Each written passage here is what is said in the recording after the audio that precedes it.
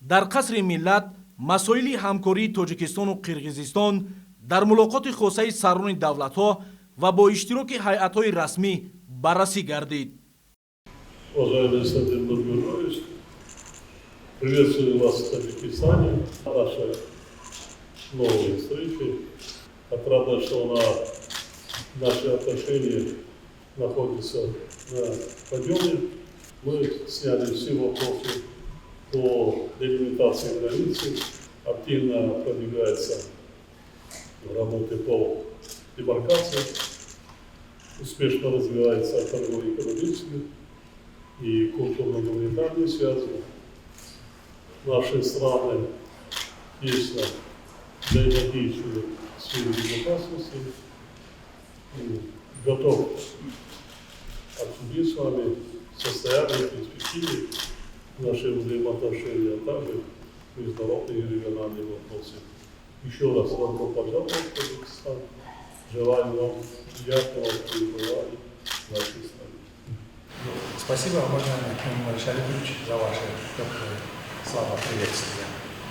Прежде всего, хотел бы выразить искреннюю признательность за приглашение посетить Республику Таджикистан с государственным визитом, а также за теплый прием братского таджикского народа.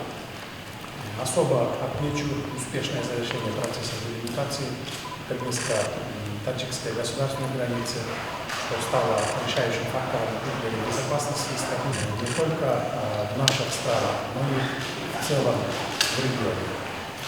Убежден, что процесс демаркации оставшихся участков государственной границы будет завершен в ближайшей перспективе в соответствии с утвержденным графиком. Уважаемый Эммануил Шарифович, уверен, что в ходе моего визита мы с вами обстоятельно обсудим все насущные вопросы и определим перспективные направления кыргызско-таджикского сотрудничества. Благодарю. дар мулоқоту музокирот доираи васеи масъалаҳои мавриди таваҷҷӯҳи дуҷониб аз ҷумла густариши ҳамкорӣ дар соҳаҳои сиёсӣ, тиҷоратию иқтисодӣ ва фарҳангию гуманитарӣ баррасӣ шуд. сарони ду давлат аз ниҳоӣ шудани делимитатсияи сарҳади давлатӣ миёни ду кишвар изҳори қаноат намуда, ҳамзамон таъкид доштанд, ки корҳо доир ба анҷом додани демаркатсия низ бо ҳамоҳангии ҷонибҳо идома дорад. таҳким ва густариши робитаҳои парлумонӣ воситаи муҳими рушди ҳамкории дуҷониба номида шуд. таҳкими ҳамкории иқтисодӣ, тавсеяи робитаҳо дар сатҳи минтақавӣ аз ҷумла миёни ноҳияҳои назди сарҳадӣ зарур шумурда шуд. татбиқи лоиҳаҳои муштарак дар соҳаҳои кишоварзӣ ва саноати сабуку хӯрокворӣ аз самтҳои афзалиятноки афзоиши сармоягузории мутақобила арзёбӣ гардид. пешниҳод шуд, ки ҳамкорӣ дар самти содироту воридоти маҳсулоти кишоварзӣ ва озуқаворӣ густариш дода шавад. ҷонибҳо барои сармоягузорӣ дар ҳудуди минтақаҳои озоди иқтисодӣ, рушди марказҳои логистикию саноатӣ ва густариши шарикӣ дар соҳаи рушди системаҳои иттилоотӣ изҳори ҳавасмандӣ намуданд. ба таҳкими ҳамкорӣ дар соҳаҳои ояндадори энергетика, тавсеяи шоҳроҳҳои транзитию нақлиётӣ ва зиёд кардани шумораи парвозҳо таваҷҷӯҳи зиёд зоҳир гардид. ҷониби Тоҷикистон барои рушди ҳамкорӣ дар соҳаи тандурустӣ, робитаҳои байни муассисаҳои илмию таҳқиқотӣ, табобатию солимгардонӣ ва муассисаҳои санитарию курортӣ изҳори омодагӣ намуд. баргузор намудани фестивалҳо, намоишгоҳҳо ва дигар чорабиниҳои фарҳангӣ омили муҳими таҳкимбахши робитаҳои фарҳангию гуманитарии байни мардумон номида шуд.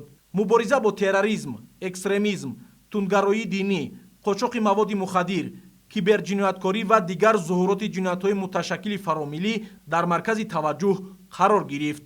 ҳамкории зич барои ҳалли мушкилоти тағйирёбии иқлим, оқибатҳои гармшавии глобалӣ ва ҳифзи пиряхҳо аз мавзӯоти дигари суҳбат буд. ҳамчунин атрофи ҳамкории кишварҳо дар чаҳорчӯби созмонҳои байналмилалӣ аз ҷумла Созмони Милали Муттаҳид, Иттиҳоди давлатҳои мустақил, Созмони аҳдномаи амнияти дастҷамъӣ, Созмони ҳамкории Шанхай ва дигар сохторҳои байналмилалию минтақавӣ гуфтугӯи судманд сурат гирифт.